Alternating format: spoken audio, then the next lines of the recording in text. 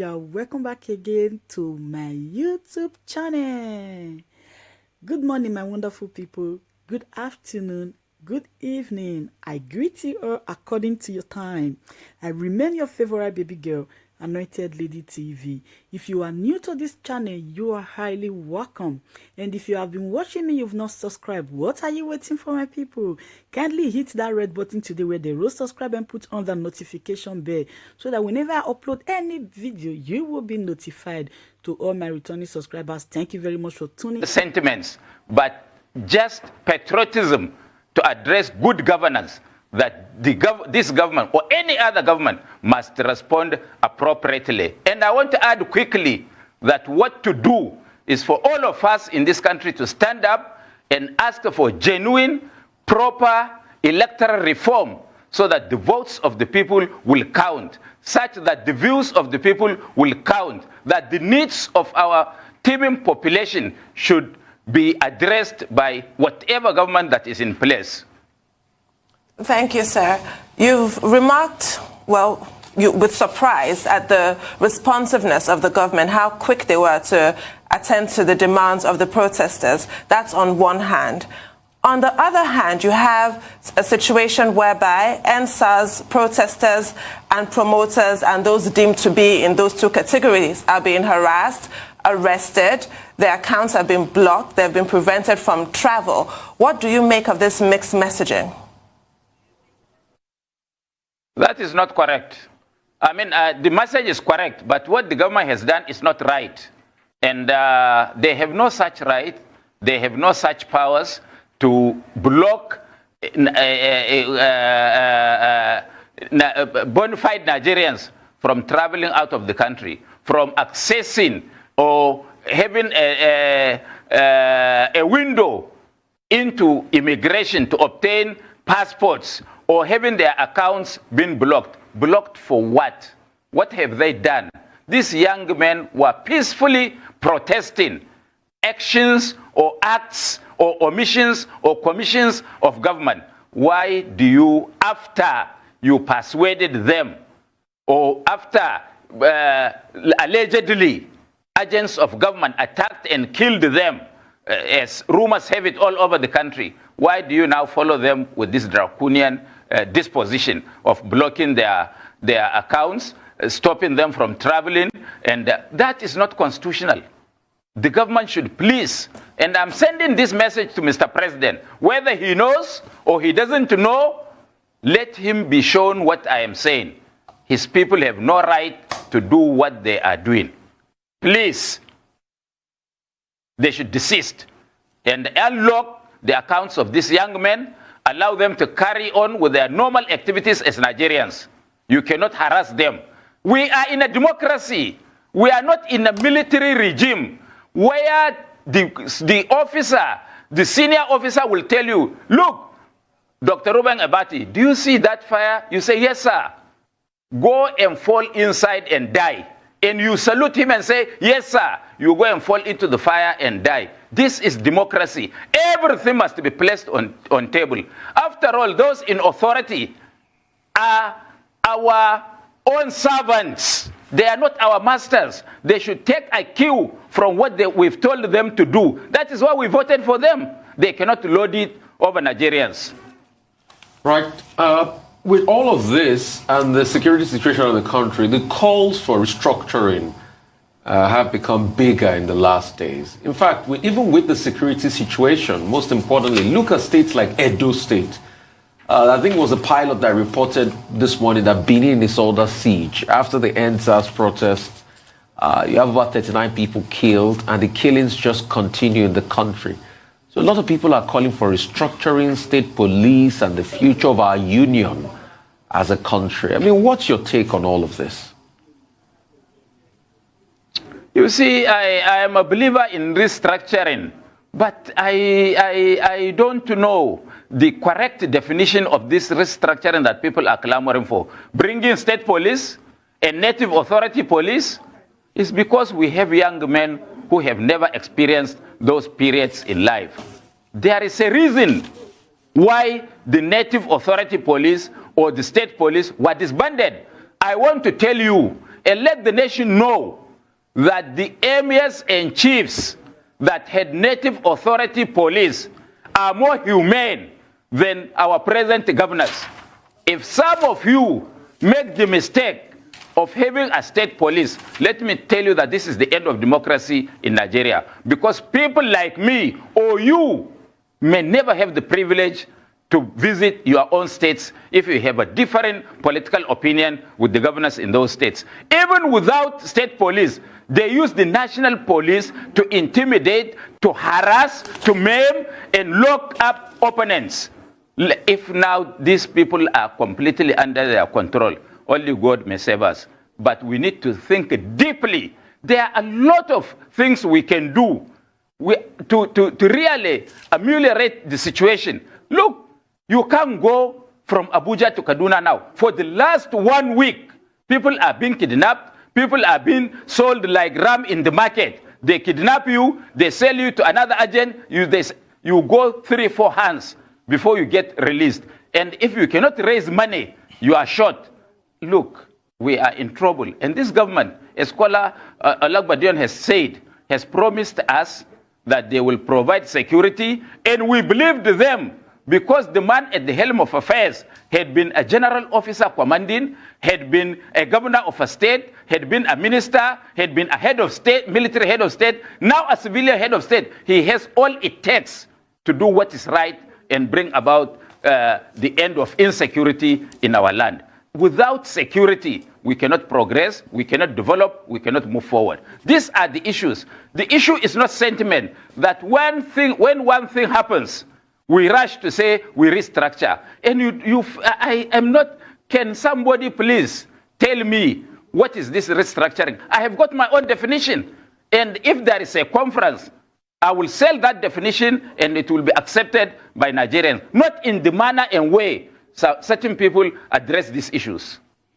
Well, sir, we hope that you will give us an opportunity to know what that's your definition of restructuring is before we end this program. But there's a lead story on the front page of This Day Today, where, and this is not a new issue, the story is titled, Prominent Nigerians More Southern Presidential Candidates for 2023.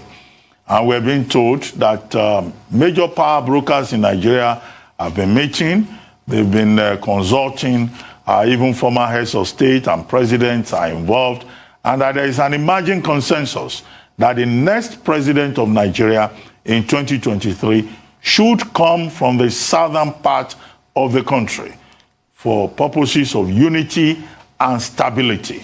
And if you have read the story, sir, you see all the names mentioned there, from Chief Ayo Adebanjo to President Obasanjo to General Babangida to Chief E.K. Clark. I mean, these are key figures in Nigerian politics. What do you think?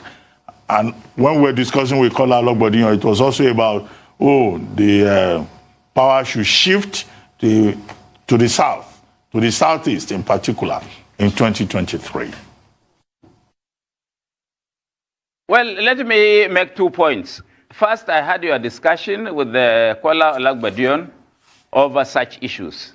And I also went through this morning and found all those names you are mentioning.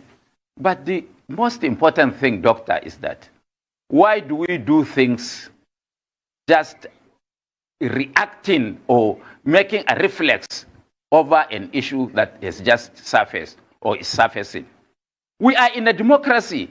Everybody is free to say his mind and put forward his opinion on issues.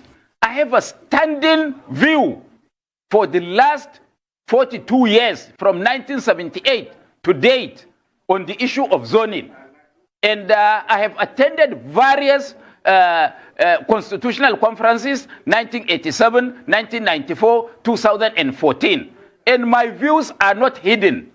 If we are discussing democracy, and we are always quick to say that we should do as they do in Europe, we shall do as they do in America, even though I will now take out America, because they are becoming another Cameroon in the making, politically.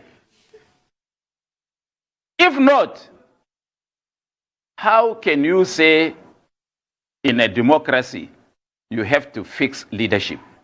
I can vote for any Southerner any day if that person has the kind of views or opinions or foresight or vision as I would want. After all, there is a president now from northern part of the country who is supposed to be a Muslim like myself. And I ask, what has he done to northerners or to my religion, having been one? I can't travel from here to Abuja. The day before yesterday, I left Abuja to go and condole the families of Alhaji Balarabe Musa. I ended up not visiting the house because I found out at 5:30 that the train will leave at 6. I was seeing the house, but I couldn't enter. I had to come back. And yesterday, traveled to Lagos and come back by air. These are the kind of situations that we find. If anybody, Dr. Ruben Abati, for example, can provide me security, economic prosperity, build roads, infrastructure, take my children to school, health services provided, why do I have to look for another Abu Bakr or Muhammad or whosoever? The issue is good governance. Let all of us Nigerians come up and address the issue of good governance as they had done in Malaysia. What is the basic minimum that our communities need, that our country needs? Let's agree on all those issues, and whoever we put forward as our choice must walk by what we have designed to make Nigeria look like in the 4 years that he is going to be in power. We will start things that we can never dismantle. Just like you increase fuel price of commodities go up. They will never come down. It keeps on going. We have started with 3 regions or 2 protectorates, 3 regions, 4 regions, 12 states, 19 states, 21 states, 30 states, 36 plus Abuja states of the Federation. Yet, Nigerians are clamoring for more states. There will be no end to this. If you say you are zoning presidency to the north, next time people will say it should be zoned to regions within the north. They will say let it be zoned to states. They will say let it be zoned to local governments. In fact, Nigerians will ask for zoning of presidency to wards. There will be no end to it. What we need is we as Nigerians must agree that this is what we want Nigeria to look like. We work for Nigeria, not for tribe, not for religion, not for ethnicity, and not for where somebody comes from. If you zone this presidency to any place based on clamor, then it means that man is going to be there for only his own people. Is that what we want? We are crying of deprivation, nepotism that is being visited on Nigerians by this government.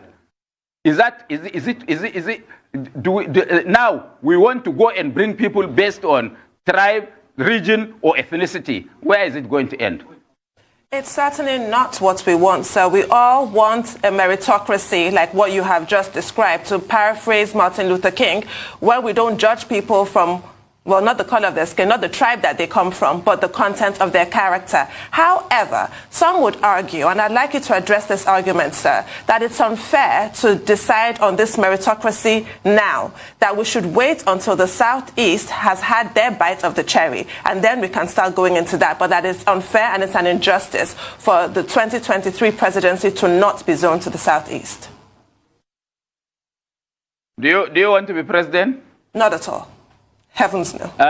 Absolutely not. Why? You are Nigerian. No, thank you. You are Nigerian and you speak eloquently. No, you're very kind, sir. Thank you. But no, we wouldn't know. I wouldn't know your background, but at least from the way you speak, you are intelligent, you are eloquent, and you can do better to represent me at the African Union meeting or in the United Nations. Thank you, sir. You can. Yes, so the issue, if you say that, me, I come from the Northeast, and I tell you we never produced a president, what will you tell me? What will you tell me? We have never produced one. I would urge you to So we are not marginalized. Yes, I'd urge you to wait for the best candidate. I prefer meritocracy, of course, but there are those who really do not. This is why we presented one last time. You rejected him. We presented one last time. Atiku Abubakar is from the Northeast. He was rejected. You see, the issue is that it is not something that is enforceable by a constitution of the whole country, unless, of course, there is no freedom of choice, no section 44 of the Constitution. If there is, you can't do that. Let political parties do it as a matter of strategy to win election. I have a lot of friends from the Southeast. Ojiuzo Kalu, Governor Obi, Ikweremadu, Roches Okorocha, Dr. Gbone Onu, and a host of several prominent Nigerians from that region. I can vote for any of them if he presents himself and carries the people. But I am not agreeing to a president from the Southeast. I am not agreeing to Igbo presidency because it is suspect. That is why I tell my friends, my Igbo friends, that please remove that language from your dictionary. There is nothing like Igbo presidency, but there can be an Igbo man that we can wholeheartedly support and fight for to become the president of Nigeria. But once you tribalize it, every Nigerian will now think, is he going to be the only president for Igbo or for Southeast alone? He has to be the president for Nigeria. Have you seen the philanthropic gestures people like Oju Zakalu, Roches Okorocha, and others are doing in some parts of the country? Doesn't that qualify them to be presidents of Nigeria? Please, come on. We should stop that, because once we say it has to be zonal, we started with zonal. You are president from Northeast now, and it will take another 36 years to come. It means for the years that you are going to be in power, everything has to be concentrated in the Northeast to the detriment of the other parts of the country. And that is not good enough. Nigerians should be forthright and truthful. We shouldn't be ingrates like what APC is doing by checking out those who have assisted them to get into power. Look at this NSAS. They accuse one of their own of having sponsored this NSAS. They now come back to say that that fellow is the one that is asking the police and the soldiers to kill people. Either way, we lose. We shouldn't run a country in that line. We should be large-hearted and accommodate everybody. And in the face of governance, you must make sure that you also see one of your own, however remotely. Today, nobody can even get promotion, according to rumors in the country, that without giving a bribe for him to be promoted. That you cannot. I have children, and I know they come to ask me for money to give for employment. I have 7 of them. With the doctor, with some of them medical doctors, some of them, all of them have master's degrees. They can't work because I have no money to give. Is that the kind of Nigeria that we are looking for? If you are talking of meritocracy, so I have to be in power or to be a House of Rep member or senator or governor or in the presidency for me to get my children get appointment? These are the kind of things that we will restructure. Okay. Okay, Alhaji, real quickly, I'd like to go to the definition of restructuring. And secondly, what are the things we can learn from the life of Balarabe Musa as a person? And I want to know your definition of restructuring. Great. Yeah. And the things we can learn from Balarabe Musa as a person. My own definition of restructuring is very, very, very, very simple. Let Nigerians sit down and look at the present and yesterday. Was it good enough for us? If it is not good enough for us, what can we do to make Nigeria better? It's not sentiments. And we have a lot and a host of it. Alhaji Balarabe Musa has been a great man, a fighter for social justice, somebody who believed in the unity of this country, who agrees to be deprived of whatever. And I want to tell you a story that governors are building houses in Abuja or in their states of origin for themselves as they leave office. Alhaji Balarabe Musa was asked by the Kaduna state government that they want to build a house for him. He said he doesn't need a house. He has only one house, nearly 30 years old Mercedes 200, and 1986 Honda car, 1986, and a farm. These are the only things he has before his death. And he rejected government building house for him as former governor. You know that in certain states, governors take as much as 5 billion naira to build a house for themselves for retirement. And they take their salary for life when they leave. Yet, they do not work for the people. So these are the kind of restructuring in the life of Alhaji Balarabe Musa that we should be looking for. Why should somebody who has been governor for 2 years, or 4 years, or 8 years, should have all these privileges, and the ordinary people on the street cannot have 1 meal per day? This is the restructuring. How do we put food on the table for every Nigerian? How do we secure every Nigerian to go to the farm without inhibition to do his farming and make a living? How can we make it possible for a Nigerian to travel from one point to the other to either visit relatives or do his business without being harassed on the road by kidnappers, by hoodlums or whatsoever? How can the son of Mr. Nobody get employment in civil service? I was coming from Kaduna the day before yesterday when I went for this condolence, and I met a young man who told me that his father was a general manager in NNPC, and he went to Nile University and got first class in petroleum engineering. First class. For 5 years, he had no job. He went to do an exam for local content council, which could not even hold. First class. But the sons of somebody with past degree are getting employments all over. This is the kind of Nigeria that we must address. And we don't believe that in any society we cannot have 1 or 2 people that are good and can be trusted with power. As I will suggest that parties should look and do justice to us, that all sections of the country must have access, not by law, not by law.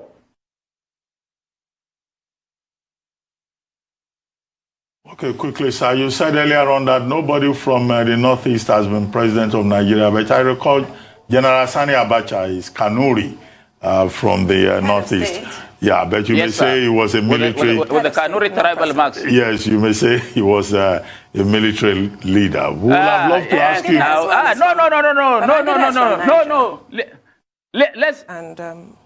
Let's leave it at that. Yes. You are what you are. You are what you profess to be. General Abacha, all his records indicated that he's from Kano. He was born in Kano. And I want to tell you that all those that were governors of Kano, only one of them can be verified to be an indigene of Kano. So it's a cosmopolitan state. Anybody can come. Once he aligned with the culture of the people, he could be anything in Kano. Of course, he's one of us. He's from the north. His parents were from the northeast, but Abacha was from Kano. And all his records indicate that he's from Kano. We should take it to be what he ascribed to himself. Welcome back, guys. Thank you very much for watching. I hope you loved this video. And please, don't forget to give this video a huge thumb up. Leave your comment below what you think about the video, and also share. Like and share. And one more thing, if you have not subscribed to this channel, what are you waiting for? Please kindly hit that red button where they will subscribe, and also put on the notification bell so you will be getting more updates from this channel. I remain your humble girl once again, Anointed Lady TV. Thank you very much till I come your way again. Bye bye. I love you all.